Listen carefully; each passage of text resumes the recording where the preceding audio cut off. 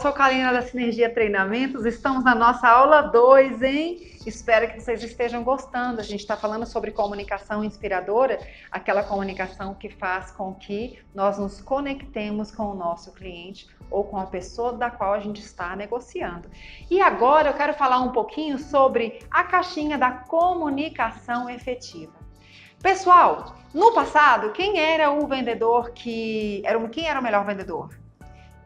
Pensa aí como é que é o estereótipo daquele vendedor antigo. É aquele cara que falava pra caramba, não é? Cara chato. Vamos combinar aqui que o cara era chato. Ficava no nosso pé falando. A gente comprava até para ficar livre logo do cara. Hoje, gente, o grande vendedor é aquele que ouve muito. E vamos combinar que para nós que somos um povo latino, ouvir muito é um exercício. Cara, vou falar uma coisa para você. Tem que fazer até mindfulness. É um negócio chique agora, né, da última geração. Fazer um mindfulness para a gente conseguir ficar em estado de presença e conseguir ouvir. Pessoal, já deu para perceber que eu sou uma pessoa um pouquinho acelerada. Eu também gosto de falar bastante. E para mim foi um exercício aprender a ouvir. Porque o bom vendedor, a gente vai ver aqui, é o vendedor que faz paráfrase. O que é isso, Kalina, paráfrase? Paráfrase é eu pegar o que o cliente me falou, o que meu interlocutor falou, trazer as mesmas palavras dele, porém com uma conotação um pouquinho diferente, levando a minha ideia para que ele possa comprar a minha ideia. Quando ele ouve aquilo, inconscientemente ele pensa assim: quem falou isso fui eu, não foi ela. Você está estabelecendo um ponto de concordância.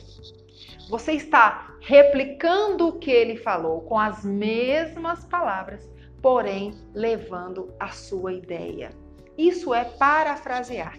E para eu parafrasear, eu tenho que ouvir muito, eu tenho que estar com a minha escuta ativa. Porque, gente, nós vamos falar ainda de rapport. Já falamos um pouquinho. O rapport de palavras na hora da venda, da negociação, é fundamental. Vamos aqui fazer um exercício de imaginação. Vamos supor que você vai negociar com um grande empreendedor. Gente, qual é o word mapping dos grandes empreendedores? Fala aí pra mim, pensa aí rapidinho. O cara vai falar de inovação, de criatividade, de mundo globalizado, de velocidade. Até a fala do cara é rápida, porque os grandes empreendedores, cara, eles acordam mais cedo que todo mundo porque eles querem ter a impressão de que eles saíram na frente. Enquanto a galera tá dormindo, eu já trabalhei pra caramba, já ganhei dinheiro e já tô na frente. É assim que o grande empreendedor pensa. Essa galera de startup aí agora, conectada, a galera vem com outra pegada. E aí, imagine que você vai vender algum serviço para um cara assim. E aí você vem com aquele papinho aguado, entendeu? Papinho chato, né? De falar de coisas que são só do seu mundo. O cara vai falar, putz, que saco. Não vai querer te ouvir. Porque você tem que utilizar o word mapping deles, ou seja, você tem que utilizar as palavras que ele utiliza no dia a dia. Por quê? A gente faz negócio, gente, com quem é igual a gente. Vou te dar uma prova agora. Quando você chega num local novo, uma empresa, você acabou de ser contratado. Qual é a primeira coisa que a gente faz? Depois de chegar, ser contratado, sentar na nossa mesa, arrumar nossas coisas. A gente faz um overview, assim, ó, a gente dá uma olhada no ambiente todinho, procura ver quem a gente tem afinidade, não é? Não é assim que a gente faz? A gente procura identificar quem tem afinidade com a gente pra gente se aproximar e fazer amizade. Porque, afinal de contas, nós somos seres sociáveis, a gente tem necessidade de se relacionar. E eu não vou me relacionar com uma pessoa que é totalmente diferente de mim, em primeiro momento. No primeiro momento, quando eu chego no local, principalmente um lugar desconhecido, eu vou procurar pessoas que se vestem mais ou menos parecido comigo, que falam parecido comigo, que tenham filhos, que tenham mais ou menos a mesma vida que eu tenho, para que a gente tenha pontos em comum para conversar. Não é assim que funciona? Então, na venda é igual. Eu já falei para vocês que venda é namoro, venda é conquista. Então, se eu vou falar com um grande empreendedor, eu tenho que usar o word mapping dele. Eu fico ouvindo bastante o que é que ele fala e eu uso as mesmas palavras. Eu vou falar também de inovação, de criatividade, de velocidade, de gestão do tempo e, enfim, Depois vocês assistem lá os vídeos do Christian Barbosa, que ele fala bastante sobre gestão do tempo, ele tem um jeitão muito legal de falar. Bem, tá, vamos supor que eu vou negociar agora com aquela senhorinha de 80 anos, cabecinha branca, que nem tem WhatsApp, nem sabe mexer o WhatsApp. O que, minha filha? O que é isso? Né, eu ri muito num treinamento que eu estava dando um treinamento para o pessoal de atendimento, o pessoal falando que a senhorinha falou assim, eles falaram assim, senhorinha, digitaliza a sua CNH. Ela, minha filha, pelo amor de Deus, o que é isso, CNH? Não tem isso não. Gente, é outro mundo, é outro word mapping, são outras palavras. Aí sabe o que você tem que fazer? Você tem que desacelerar a sua fala, colocar sua atenção muito concentrada e falar do jeitinho que ela fala. Porque se você não falar do jeitinho que ela fala, ela simplesmente não vai te entender. Ela não vai compreender sua mensagem e não vai comprar. Essas pessoas, principalmente, elas precisam muito de atenção. E a gente tem que estar com a nossa escuta ativa muito forte. E assim vai. A gente faz um sistema que a gente chama de calibragem. O que é calibragem? Eu estou falando com o meu interlocutor, estou calibrando com ele o tempo inteiro. Estou observando a sua fisiologia para saber qual é a resposta que ele está me dando fisiologicamente ao que eu estou dizendo. O que é isso? Ó, vou dar um exemplo. Meu filho agora está me filmando. Eu falei da senhorinha, ele começou a rir. Ele gostou do que eu falei. Isso é um sistema de calibragem. Quando eu estou dando treinamento, eu olho no rosto de cada um para saber se as pessoas estão recebendo o que eu estou falando, se elas estão gostando do que eu estou falando, ou se elas estão fechando a cara, ficando mais sérias, ou se o que eu falei levantou uma barreira. Isso é venda. Quando eu vendo, eu calibro o tempo todo com o meu interlocutor. Eu vou falando coisas, vou dando como se fosse iscas, né? Vou vendo se ele morde a isca. Falei uma coisa que ele gostou, que desarmou. Opa, esse é o caminho. Estou calibrando com ele. Minha linguagem corporal fica igual a dele. A minha fala fica igual a dele. A velocidade da minha fala é igual a dele. O jeitão de falar é igual. Isso é rapport, né? E para o rapport eu preciso de calibrar. Eu fico todo calibrando. Se eu vou vender alguma coisa para um procurador da justiça, para uma pessoa mais séria, mais formal, eu vou falar de maneira mais formal, né? Vou estufar o peito, vou ter uma atitude mais parecida com a dele, porque, gente, nós só fazemos negócios de novo. Nós só fazemos negócios com quem é igual a gente. Então, eu tenho que espelhar o tempo inteiro o meu interlocutor. Antes de falar de espelhamento, vamos falar da fala. Agora estamos falando exclusivamente da fala. E na caixinha da comunicação efetiva, como eu estava falando, a primeira coisa que você tem que fazer é ouvir. Pensa aí num computador. Um computador, quando você aperta uma tecla de Dell, por exemplo, você está dando um input. Quando eu dou um input, aquele computador tem um processador por trás dele que lê aquela mensagem, processa e dá a resposta, o output. A comunicação efetiva é idêntica. Eu recebo o input, ouvi. Agora eu vou processar o que eu ouvir e depois eu faço o output, ou seja, eu faço a minha fala. Pessoal, eu falando disso, vocês lembram de quê? Sabe aquela discussão com seu marido, com a sua esposa? Ah, você faz a comunicação efetiva certinha, não faz? Você ouve. Ouve tudo que a pessoa tem para dizer. Aí você processa. Só depois você fala, não é assim que funciona, gente? Claro que não. Lógico que não. A pessoa fala uma coisa que a gente não gosta, a gente nem ouviu, nem terminou a fala dele, a gente, já mete uma resposta em cima, nem processa direito. É por isso que é tão perigosa comunicação por WhatsApp, porque a gente escreve coisas sem linguagem corporal. A pessoa que está do outro lado não está vendo, não está calibrando com você. Então, se ela está num momento ruim, ela pode ler aquilo e falar, nossa senhora, o que essa pessoa está querendo me dizer? Ou então, se ela está num momento bom, num dia legal, que legal, olha o que a pessoa escreveu. Gente, eu sou impulsiva. Eu já li algumas mensagens de WhatsApp em dias diferentes. Eu olhei e falei, meu Deus, o que eu interpretei quando eu li naquele dia que eu tava brava pra caramba? Eu interpretei outra coisa. Porque o chato da conversa só escrita é isso. É que eu não tô calibrando, a pessoa não tá me vendo, não tá vendo a minha expressão corporal, não tá vendo se eu tô sorrindo e falando na boa, ou se eu tô brava, se eu tô chateada. Por isso é perigoso, tá? Cuidado, converse por WhatsApp. Nunca converse nada importante por WhatsApp. Não é legal. Gente, voltando para nossa caixinha. Ouvir, ouvir, ouvir. Agora sim eu tenho informação suficiente para processar essa informação. Na aula passada nós falamos sobre o mapa de mundo das pessoas. Mapa não é território. Você tem que processar essa informação conforme o mapa da pessoa e não o seu mapa. Kalinda, pelo amor de Deus, como é que eu faço isso? Como que eu vou entrar no meio da cabeça da pessoa e entender como é que é o mapa dela? Gente, é o seguinte, calibragem, leitura fria, nós já falamos sobre isso.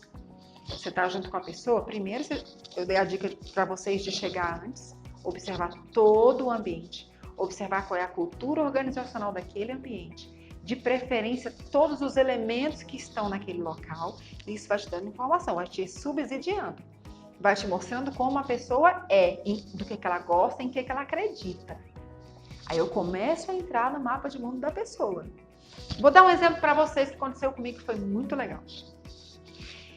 Em 2001 eu trabalhei no HSBC Seguros e eu ia muito para Curitiba fazer os treinamentos lá no Paraná Golf, né? Um local um pouquinho afastado de Curitiba, onde fica o centro de treinamento do HSBC. Bem, eu ia passar um mês lá e eu tinha um filho pequeno e eu precisava de fazer uma solicitação para o presidente do centro de educação deles. Gente, cara, top das galáxias. Eu falei, meu Deus, como é que eu vou fazer esse pedido para esse cara que eu tenho que voltar para casa no feriado? E aí eu falei, Jesus. E olha que naquela época eu não conhecia PNL não, hein? Aí eu cheguei um pouco antes lá, marquei a audiência. Cheguei um pouco antes, sentei no escritório. Fiz aquela varredura parabólica mesmo. Fiz aquela varredura. Falei, meu Deus, naquela época a gente chamava de quebra-gelo. Como que eu vou fazer o quebra-gelo com esse cara? Eu não posso chegar pedindo. Se eu chegar pedindo, a resposta é não. Claro. Primeiro eu tenho que fazer o quebra-gelo, ou seja, eu tenho que entrar no mapa de mundo da pessoa, eu tenho que criar relacionamento, eu tenho que ser amiga de infância dele primeiro, gente. Enfim, cheguei, sentei, olhei. Achei um livro na estante que eu tinha lido. Olha que delícia. Olga, a história de Olga Benário Prestes, esposa do Luiz Carlos Prestes, que conduziu a Marcha Prestes no Brasil. Gente, quem não leu esse livro, pelo amor, mulheres. Cara, um livro fascinante. Creio que muitos devem ter assistido o filme com a Camila Morgado, se eu não me engano o nome dela, daquela atriz fantástica, que representou muito bem. Um dos poucos filmes que eu vi que retrataram bastante a realidade do livro, que o livro é sempre melhor, né? Eu li esse livro aos 18 anos de idade e eu terminei de ler esse livro em prantos. É o livro da minha vida. Enfim, achei o livro na estante e falei, nó! Falei igual o mineirinho agora, nó! Agora eu tenho um quebra-gelo perfeito. Entrei, me apresentei, tudo bem, blá, lá. Eu vi na sua estante que tinha um livro da Olga. Você leu esse livro? Eu li, começamos a conversar sobre o livro, gente. Pronto! Fiz rapport com o cara, entrei no mapa de mundo dele, entrei no mundo dele, ele entrou no meu, daqui a pouco tava aquela dança, né? Rapport, eu fazia rapport com ele fazia rapport comigo e tal, e pai, tchum. Na hora que eu fiz o meu pedido, gente, qual foi a resposta que ele me deu? Falei, virei amiga de infância. A resposta foi sim. Claro. Venda é isso, ninguém chega vendendo. Gente, a venda é o último estágio da venda. Entenderam, né? A venda, assinar a proposta, vender meu produto, é a última coisa. Eu nem vendo, o cliente compra.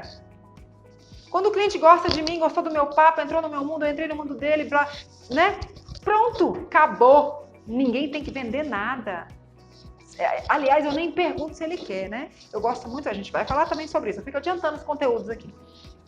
A gente vai falar do fechamento presumido, que é o que eu mais gosto, né? Eu converso, faço amizade, viro amigo de infância, blá, blá, blá, puxo a proposta. Tá, você vai deixar para os seus 3 filhos na mesma proporção? Posso colocar aqui 33% para cada um? 33,33? Começa a preencher a proposta, não pergunta se ele quer, não. É claro que ele quer, se ele está me ouvindo aquele tempo todo, é óbvio que ele quer. Já começa a preencher. O cliente fica assim, meio baratinado e ele só vai.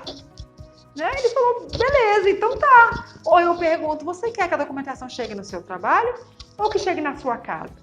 Então qual é o seu endereço? Eu começo a preencher o endereço. A gente vai falar sobre os tipos de fechamento lá na frente. Estou só adiantando aqui. Pessoal, na comunicação efetiva, então, esquece aquela conversa que você tem com seu marido quando você está brava, com sua esposa, quando você está bravo. Pensa aí na comunicação efetiva e faz um ensaio mental vendo você fazendo aquela comunicação perfeita, onde eu ouço. Vou te dar uma dica. Quer saber se comunicar bem? Assista às grandes entrevistas. Jô Soares, Marília Gabriela. Gente, o que eles fazem? Primeira coisa, ouvem. Ouvem atentamente, ouvem muito. Eles pegam ganchos da fala do entrevistado. Eles utilizam a própria fala do entrevistado, que é o que a gente chama de feedback, ou retroalimentação da conversa. Ou seja, eu faço perguntas abertas dentro do que ele me falou, para eu dar mais uma pedalada para a comunicação continuar. Então, ouvi, processei, fiz um output inteligente, fiz alguma observação, faço uma pergunta aberta. Fiz a pergunta aberta, eu gerei o quê? Retroalimentação naquela conversa. A pessoa vai responder a minha pergunta e eu vou novamente, ouvir. Pessoal, eu também tenho um programa de entrevistas, depois vocês entram lá no canal da Sinergia Treinamentos, tem muita entrevista bacana. E nesse 1 ano e meio de programa, eu aprendi muito a fazer. Só vinha aquela caixinha da comunicação efetiva na minha cabeça. Eu fico ali super concentrada no que meu entrevistado está falando, não posso perder nenhuma fala dele, porque algumas falas são muito preciosas. E essas falas é que subsidiam uma boa entrevista, porque eu tenho que perguntar coisas a respeito do mundo dele, não do meu. Eu tenho que perguntar coisas que a pessoa queira responder com brilho nos olhos. E quando ela quer responder com brilho nos olhos, ela se envolve na conversa, a entrevista fica interessante, a conversa, o papo fica bom. Faz o teste aí. Imagina você conversando com uma pessoa bem chata. Não, ela não é chata não, você vai concluir que ela é chata, tá? Eu adiantei aqui a conversa. Você vai conversar com uma pessoa que ela só fala de si o tempo todo. Político. Porque eu fiz, porque eu prometo, porque eu. É legal a gente conversar com uma pessoa dessa? Tem comunicação com uma pessoa dessa? Galera, não tem. Para você ser um bom vendedor, você tem que ser um ótimo entrevistador. Porque eu só consigo obter as respostas que eu preciso para fazer minha venda fazendo perguntas inteligentes. São as grandes perguntas que me trazem as grandes respostas. É isso aí. E aí tem que ser sempre, como eu falei antes, tem que ser sempre dentro do mapa de mundo dele. Então eu tô lá, olha só. Eu chego lá no escritório, tá cheio de foto de criança. Cara, o cara é super familiar, super ligado nos filhos. O que eu vou fazer primeiro? Vou perguntar sobre os filhos. Vou falar, nossa, você tem um filho de 11 anos? Eu também tenho um filho de 11 anos. Ele faz natação, um campeão de natação e tal. O que seu filho gosta? Ah, você tem um filho de 13 anos, tem filho de 22 anos ou não? Ah, é seu sobrinho. E aí você vai criando pontos de empatia extrema, pontos de ligação, onde o papo seja interessante para os dois lados. Porque lembra que eu falei no início, igual quando você chega na empresa pela primeira vez, você vai buscar pessoas com as quais você tem afinidade, você vai procurar conversar com pessoas com as quais você tem afinidade. Imagina eu chegar num lugar que só tem aqueles malucões, aqueles cabelos de dread. Cara, para eu me adaptar, eu vou ter que falar de Raul Seixas, sei lá, eu vou ter que buscar aqui na minha caixinha aqui uma coisa de convergência, um ponto de convergência para conversar com essas pessoas, porque não é meu mundo. E eu vou ter que observar muito para eu ter subsídios para essa fala ser interessante. Isso é comunicação efetiva. Eu tenho que ser igual ao outro, não o outro eu ficar igual o político fazendo eu, e a pessoa, ai que saco, meu Deus do céu. Naquele livro Como Fazer Amigos e Influenciar Pessoas, eu falei dele na aula passada, ele é pré-requisito número 1 para um bom vendedor, para um bom negociador, para qualquer coisa na vida, né, gente? O livro tem mais de 6 anos, o Dale Carnegie, realmente, o livro, eles imprimem, né, ele já faleceu há muito tempo, eles imprimem e a edição se esgota, aí tem que fazer nova edição e assim vai. Naquele livro ele faz uma pergunta assim: qual é a pessoa que tem mais facilidade de fazer amigos no mundo? Qual é o ser, né? Nem pessoa. Qual é o ser que tem mais facilidade de fazer amigos no mundo? Pensa aí, num animal. Quem, gente? Quem é que realmente se interessa pelo outro? É o cachorro, né, gente? Gente, um cachorro é capaz de fazer mais amizade em 2 meses do que um político em 2 anos. Isso é sério. Se você está tendo atitude de político, repense a sua atitude. Ninguém aguenta você ficar falando de você o tempo todo. O que o cachorro faz, gente? O cachorro se interessa verdadeiramente por você. Se você chegar bêbado em casa, ele vai lamber sua boca do mesmo jeito. Vai te encontrar do mesmo jeito. Se você chegar de terno, tudo todo bem sucedido, fechei uma negociação fantástica, ele vai te tratar do mesmo jeito do que daquele dia que você vai chegar arrasado, lascado, ferrado, triste, cheio de problema na cabeça, ele vai te receber do mesmo jeito, porque ele tem um interesse genuíno por você.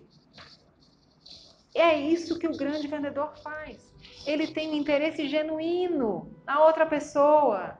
Por isso que ele atrai, por isso que ele envolve, por isso que ele cria um campo magnético maravilhoso. E aí, pessoal, fiz o feedback com as minhas perguntas abertas. Não vale conversa de elevador. Hoje tá quente, né? Tá quente. Você viu? Talvez vai chover. A previsão estava falando isso. Eu acho que vai chover mesmo. Cara, pelo amor de Jesus, né? Nos treinamentos da Sinergia, nós fazemos um joguinho de perguntas abertas com os nossos treinandos. Então, nós chamamos uma dupla, né? E nessa dupla, a regra é o seguinte: não pode ser feita pergunta fechada. Então, os dois vão conversar, vão estabelecer um diálogo, ou vão vender uma ideia, ou um produto, mas o tempo inteiro um fazendo pergunta aberta para o outro. Se a pessoa fizer uma pergunta fechada, ela é desclassificada e tirada do jogo. Aliás, gente, nós trabalhamos muito com simulações de venda, de atendimento, porque essa é a melhor maneira de destravar as pessoas. Então, aconselho a você que também faça esse treinamento em casa. Fazer um joguinho de perguntas abertas o tempo inteiro, porque aí sim você consegue fazer aquela caixinha da comunicação efetiva, consegue fazer o feedback para que o seu cliente possa falar mais da vida dele, para que você possa entender qual é o contexto de vida dele, aí sim, depois de entender bastante esse conceito, esse contexto, de entender como que é essa vida desse cliente, aí você consegue trazer uma solução através do seu produto, contextualizando os benefícios do seu produto na vida do cliente. Mas eu só consigo fazer isso depois que eu faço esse processo de investigativo profundo, de entender realmente como que é a vida dele. E aí, gente, a segunda dica, né, que nós já falamos, leitura de ambiente. Você chegou no local, porque assim, se você for parar para observar bem, o nosso local de trabalho, a nossa mesa, a nossa sala, falam muito ao nosso respeito. Então, se eu sou mãe, sou muito apegada aos meus filhos, à minha família, provavelmente eu vou ter um porta-retrato em cima da minha mesa com foto dos meus filhos. E o grande vendedor ele já tem a sacada de observar e saber até quantos filhos eu tenho, antes mesmo de eu falar. Se eu sou religiosa, eu vou ter uma Bíblia, um crucifixo ou um outro símbolo da minha religião ali no meu ambiente de trabalho. Se eu sou louca por futebol, né, provavelmente vai ter um brasão do meu time em algum lugar.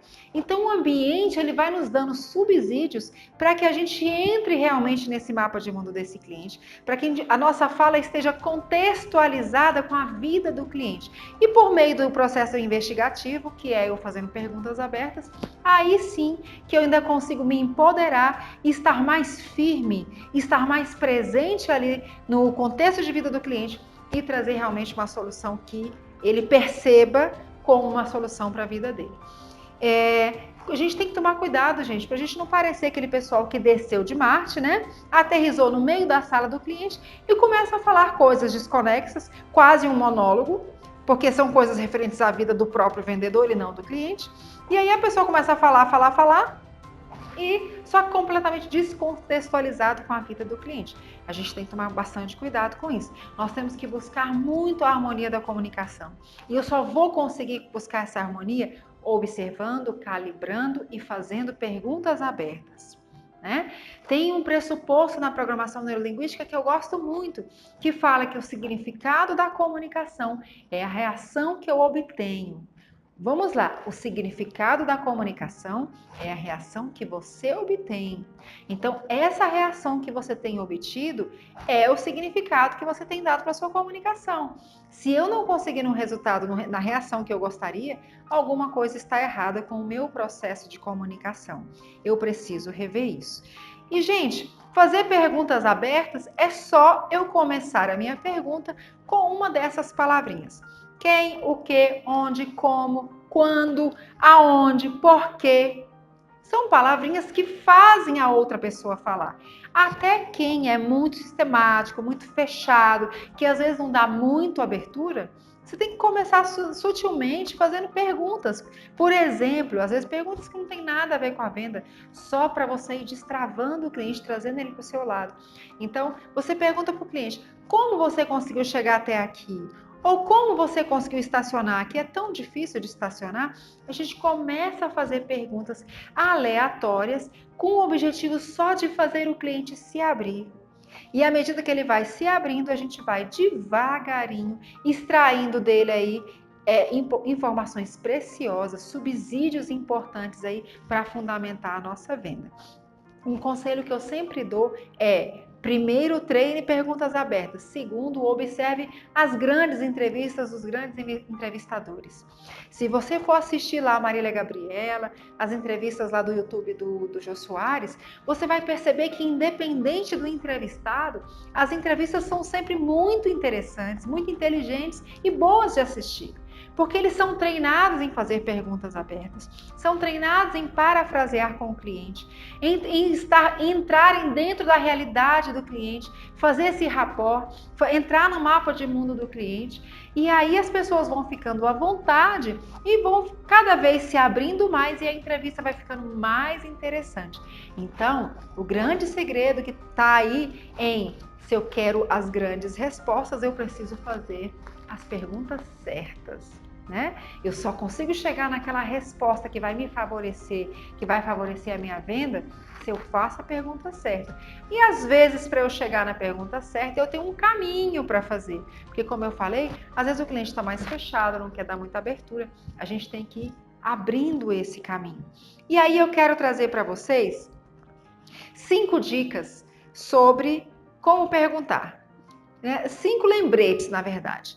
Primeiro deles é não ter medo de fazer perguntas burras. É muito melhor eu perguntar algo que eu acho que eu não entendi, do que fingir que eu entendi e lá na frente aquilo comprometer a minha venda. Então, gente, tem uma pressuposição do coach que fala que o óbvio não existe. Demita o óbvio. Porque o que é óbvio para você não é para mim.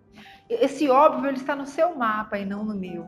Então faça perguntas, mesmo que você ache que não são perguntas tão inteligentes. Faça perguntas. E depois que você fizer perguntas, você deve reformular a resposta do cliente com as suas próprias palavras, checando assim o entendimento. E o cliente gosta disso. Ele percebe que você está antenado com o que ele está falando. E aí, quando você reformula com as suas palavras, ele vai te dizer se você está correta, se o entendimento é aquele mesmo ou não. Se não for exatamente aquele, ele ainda vai explicar e falar mais ainda, te dando mais subsídios para a sua venda. Então, como eu falei antes, obter as respostas certas começa quando a gente faz as perguntas certas. E aí vai a dica de você observar os grandes entrevistadores, né? Pessoal, sempre parafraseando, eu quero até ler para vocês um conceito que eu puxei aí no Google do parafrasear, que é atribuir um novo tipo de interpretação e explicação a um texto, dando uma nova abordagem ao seu sentido. É reproduzir as ideias de um texto, dando-lhe redação pessoal. Gente, não é isso que a gente faz na venda? Eu estou atento ao que o cliente está falando. Eu pego as palavras que ele falou, mas eu dou uma nova redação, uma redação minha, que favorece a minha venda. E aí o cliente pensa assim, quem falou isso fui eu, não foi ela? E aí a gente vai derrubando no inconsciente da pessoa as barreiras que ele tem lá dentro dele, né? A próxima dica é não interromper o cliente com as nossas próprias observações, opiniões, ou às vezes até completando o que o cliente estava falando. Porque nós que somos latinos, a gente tem uma ansiedade dentro da gente que muitas vezes faz com que a gente não tenha paciência de ouvir as pessoas até o final.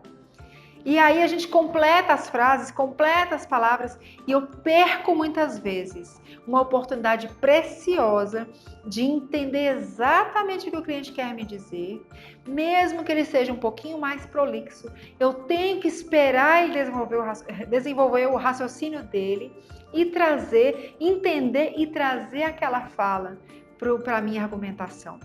Ok, gente? A outra observação é estar bem com o silêncio. Tem pessoas que têm necessidade de fazer pausas na sua fala.